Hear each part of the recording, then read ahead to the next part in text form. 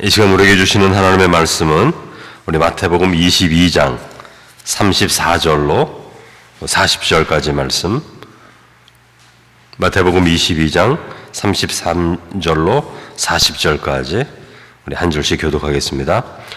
예수께서 사두개인들로 대답할 수 없게 하셨다 함을 바리새인들이 듣고 모였는데 그 중에 한 율법사가 예수를 시험하여 묻되 선생님, 율법 중에서 어느 계명이 크니이까? 예수께서 이르시되 내 마음을 다하고 목숨을 다하고 뜻을 다하여 주 너희 하나님을 사랑하라 하셨으니 이것이 크고 첫째 되는 계명이요 둘째도 그와 같으니 내 이웃을 네 자신같이 사랑하라 하셨으니 이 두 계명이 온 율법과 선지자의 강령이니라. 아멘. 여러분, 오늘 본문의 말씀은 바리새인들과 또 논쟁하는 말씀이죠. 어제는 사두개인들과 논쟁하고 오늘은 바리새인들과 또 논쟁이 있습니다. 물론 그 논쟁은 예수님이 붙이시는 건 아닙니다. 사두개인과 바리새인들, 유대의 종교 지도자들이 예수님께 나와 자꾸 예수님을 시험하죠. 시험한다는 뜻은 무엇이냐면 예수님에게 이단성이 있는가를 자꾸 찾으려고 하는 거죠. 왜냐하면 바리새인 입장에서, 사두개인의 입장에서 예수님은 의심스러운 신앙인입니다. 왜냐하면 율법을 어기지 않습니까? 자주 안식일을 어기지 않습니까? 안식일날 병자를 고치고 안식일날 곡식의 씨앗을 이렇게 나락을 벗겨서 제자들이 먹기도 하고, 또 유대 전통의 신앙 유산들을 무시합니다. 손 씻는 일을 하지 않고 음식을 먹고, 또 성전에서 장사하는 사람들을 쫓아내죠. 성전에 대한 관심이 그들이 보기에 예수님에게 그 경건하지 않은 거예요. 막 사람들 쫓아내고 뭐 돈을 바꾸는 테이블을 막 엎고 하는 그 모습들이 좀 위험한 모습으로 보이는 것입니다. 그러므로 계속 나와서 예수님 시험하는 거죠. 물론 예수님을 따르는 사람들은 그런 모습이 메시아의 모습으로 보였습니다. 왜냐하면 예수님은 그런 의심스러운 모습만 보인 것이 아니라 병자를 고치시죠. 귀신을 내어 쫓으시죠. 진리의 말씀으로 자유케 하시죠. 하나님께만 보일 수 있는 큰 능력을 보이거든요. 그럼에도 불구하고 바리새인과 사두개인들은 그런 능력, 하나님의 은혜, 사람이 할 수 없는 그런 일들을 바라보면서도 늘 예수님을 테스트하는 거예요. 여러분, 우리의 마음 가운데도 그런 마음이 들 수 있어요.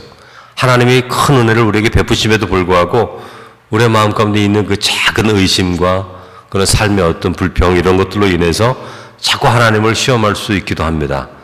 그러나 그래서는 안 되죠. 하나님이 우리에게 베푸신 큰 은혜를 바라보면서 우리가 믿음으로 나아갈 수 있어야 되는 것이죠. 오늘 예수님을 시험하는데 이런 질문합니다. 이 36절, 선생님, 율법 중에 어느 계명이 큽니까? 이렇게 묻죠. 그때 예수님께서 말씀하십니다. 신명기 6장 5절의 말씀으로 답변하시는데, 이 말씀은 유대인들과 어린아이들, 이런 유대인들이라면 누구나 외우는 말씀이고 사랑하는 말씀인데, 오늘 37절에 보면 이 말씀이 이제 신명기 6장 5절에 있는 말씀인데, 이렇게 말씀하십니다. 예수께서 이르시되 내 마음을 다하고 목숨을 다하고 뜻을 다하여 주 너희 하나님을 사랑하라 하셨으니 이것이 첫째 되는 계명이요 둘째도 그와 같으니 내 이웃을 네 자신같이 사랑하라 하셨으니 이 두 계명이 온 율법과 선지자의 강령이니라. 이렇게 말씀하십니다. 이 율법사는 율법에서 가장 중요한 계명을 묻죠. 근데 여러분, 구약의 율법은 전체 613개로 구분이 됩니다. 그래서 이 바리새인이 묻는 것은, 주님, 우리에게 율법이 이렇게 계명이 613개가 있는데, 이 구약 성경을 말하는 거죠. 이 주님의 명령 가운데, 계명 가운데 어느 것이 가장 중요합니까? 이 묻는 겁니다. 그때 예수님은 유대인들이 익히 알고 있고 즐거워하고 그들이 옳다고 여기고 있는 신명기 6장 5절의 말씀으로 답변하시고, 그래서 율법사 바리새인들이 이견이 없는 거예요. 누구나 그렇게 알고 있으니까 그렇게 받아들여집니다. 어떤 계명이 크냐는 질문은, 여러분, 계명은 다 중요하죠. 하나님의 말씀의 계명은 다 중요한데, 계명 중에는 그 근본이 되는 계명이 있어요. 그 원리가 되는 계명이 있는 거죠. 그 계명을 묻는 겁니다. 근데 그것은 바로 하나님을 사랑하는 것이고 이웃을 내 자신과 같이 사랑하는 것을 말하는 겁니다. 여러분, 우리 기독교는 사랑의 계명이라고 그러잖아요. 우리가 늘 항상. 신앙에 많은 요소들이 있는데 사랑의 계명이라고 이렇게 말합니다. 여러분, 사랑이라고 할 때 여러분은 어떤 느낌을 가지고 있습니까? 우리 기독교 신앙의 가장 중심은요, 믿음이 아니에요. 충성도 아닙니다. 어떤 은사의 이적도 아닙니다. 예수님이 말씀하시죠. 사랑이다, 이렇게 말씀하는 거예요.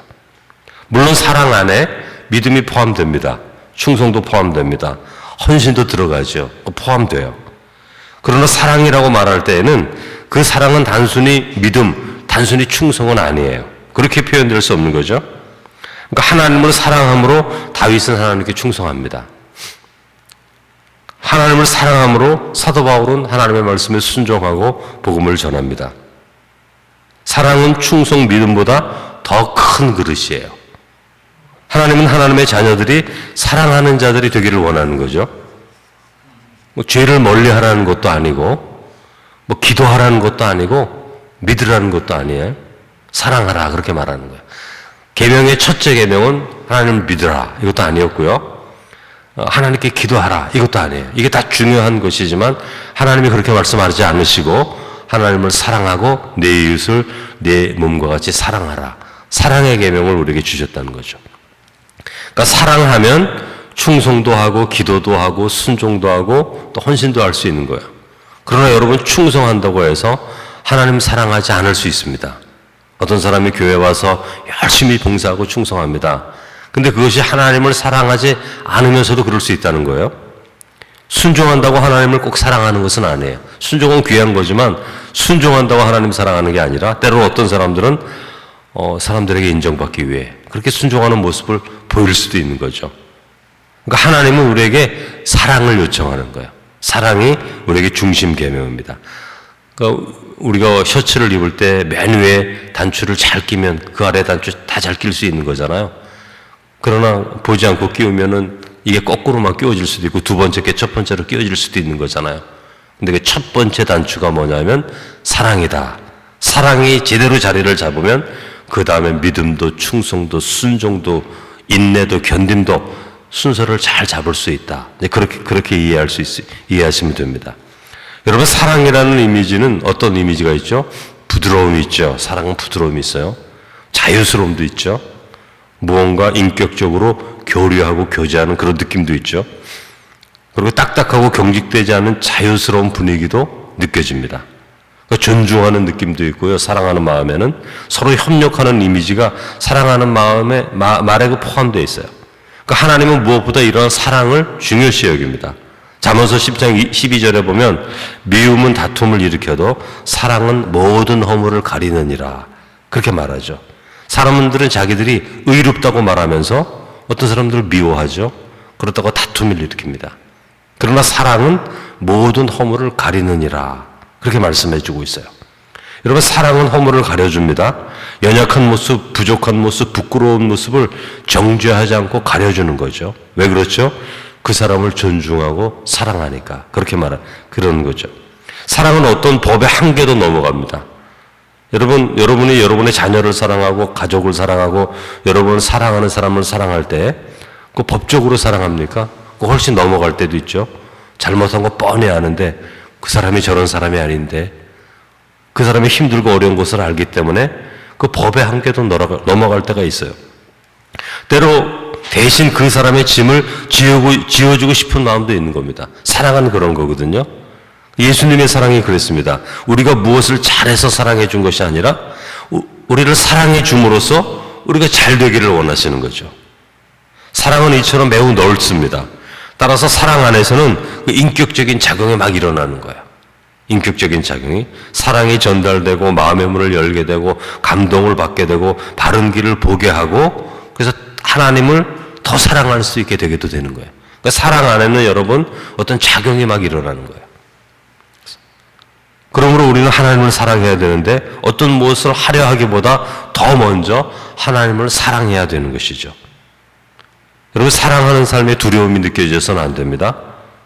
우리는 사랑하라는 말씀에 어떤 두려움을 느끼는데 왜 두려움을 느끼냐면 너무 방치하는 거 아니야? 너무 받아주는 거 아니야? 그러면 질서가 없어지는 거 아니야? 교회가 무질서해지는 거 아니야? 등등 이런 마음을 갖게 되는 거죠. 그러나 여러분 그렇지 않습니다. 성경에는 하나님은 사랑이다 그렇게 말씀하시거든요. 이 사랑은 본래 우리에게 있는 것이 아니라 하나님이 사랑인 거예요. 사랑의 근원은 하나님이시거든요. 그러므로 우리가 사랑할 때 누가 함께 계세요? 하나님이 함께 계세요. 우리가 보기에는 저 방치하는 거 아니야? 질서가 없는 거 아니야? 버릇이 없는 거 아니야? 이렇게 생각하는데 여러분 손주를 사랑하면 버릇 없죠? 그러나 그 아이가 평생 버릇이 없습니까? 그 사랑 크게 받으면요 처음엔 버릇이 없지만 그 사랑에 감동되어서 그 사랑의 풍성한 은혜 때문에 그 사랑이 바르게 될 수밖에 없어요. 넉넉한 마음을 가지게 되는 것을 여러분 보게 되는 것입니다. 왜냐하면 그 사랑이 하나님으로부터 오기 때문에 그래요. 그 사랑의 주권자가 하나님이시기 때문에 그래요. 모든 사람은 사랑의 근원은 하나님이시기 때문에 그런 것이죠. 하나님의 사랑이 예수 그리스도의 십자가의 죽음을 통해서 우리에게 전달될 때 어떤 이에게는 구원의 능력이 되죠. 또 어떤 사람들에게는 미련한 것이 되기도 해요. 받아들이는 자에게는 능력이 되는 것이 그게 바로 하나님의 사랑인 것입니다. 우리 고린도전서 16장 14절 너희 모든 일을 사랑으로 행하라 그렇게 말해요. 너희 모든 일을 사랑으로 행하라. 믿음으로 행하라. 기도로 행하라. 이렇게 말씀하셔도 되는데 충성으로 행하라 이래도 되는데 너희 모든 일을 사랑으로 행하라 그렇게 말씀하십니다. 바울은 모든 일을 사랑으로 행하라고 권면하는데 여러분 사랑은 우리 힘으로 하는 것이 아니죠. 하나님의 사랑 안에서 우리가 할 수 있는 거죠. 여러분 사랑으로 할 수 있을 때 모든 것을 할 수 있습니다. 율법과 선지자의 강령, 성경의 중심 가르침이 사랑이라고 말하는 거죠. 하나님의 사랑, 이웃을 내 자신과 같이 사랑하는 사랑. 성도는 사랑 가운데 성장합니다. 사랑은 선택이 아니라 하나님의 은혜에 대한 응답으로 흘러나오는 거죠. 여러분 우리는 삶을 살아가면서 믿음을, 어떤 충성을, 순종을 더 귀한 가치로 생각할 수가 있어요. 그거 우리가 다 함께 가져가야 되는 것이지만 그러나 계명 중에도 첫째 되는 계명이 있다. 원리가 되는 계명이 있고 바탕이 되는 계명이 있는데 그 계명은 사랑이다라는 것이죠. 다른 말로 하면 우리가 삶을 살아가다 힘들고 이해가 되지 않고 때로 그런 혼란스러운 마음이 있을 때 어떤 계명으로 돌아가라고요? 사랑의 계명으로 돌아가서 거기서 생각하고 거기서 결단하고 거기서 하나님의 뜻을 찾으면 우리는 제자리를 찾게 되는 것인데 여러분 부활 이후에 사랑의 풍성한 은혜가 우리 가운데 넘치기를 주님의 이름으로 축원합니다. 사랑 많으신 아버지 하나님 사랑의 계명을 주시고 우리 가운데 사랑하라 말씀하셨습니다. 첫째는 하나님을 사랑하는 것이요 또 더 중요한 것은 이웃을 내 자신과 같이 사랑하라 계명을 주셨습니다. 이것이 성경 말씀의 강령이다. 가장 중요한 말씀이고 원리이고 첫 번째 되는 것이다. 이렇게 말씀해 주셨습니다. 우리가 이 첫 번째 단추를 우리의 삶 가운데 잘 맞출 수 있게 해 주옵소서. 우리가 사랑할 때에 저 사람이 방치하는 것은 아니지, 무질서해지는 것은 아니지, 버릇이 없어지는 것이 아니지, 그런 근심과 걱정하는 자 되지 않게 하시고 예수 그리스도의 사랑 안에서 하나님의 사랑 안에서 우리의 이웃들을 마음껏 축복하고 사랑하고 받아주고 용서함을 통하여 사랑이신 그 하나님이 우리의 삶 가운데 임재하심으로 참된 진리 가운데 참된 사랑 가운데 참된 은혜 가운데 인도해 주시는 것을 우리가 믿음으로 바라보게 해 주옵소서. 사랑은 허다한 것을 덮는다 하였사오니 믿음의 사랑을 통해서 풍성한 사랑을 통해서 하나님의 사랑을 통해서 허물들이 덮여지고 부끄러움이 덮여지고 하나님께서 우리에게 드러내 주시고자 하시는 참으로 아름답고 복된 것이 사랑함을 통해서 나타날 수 있도록 은혜를 더해 주옵소서.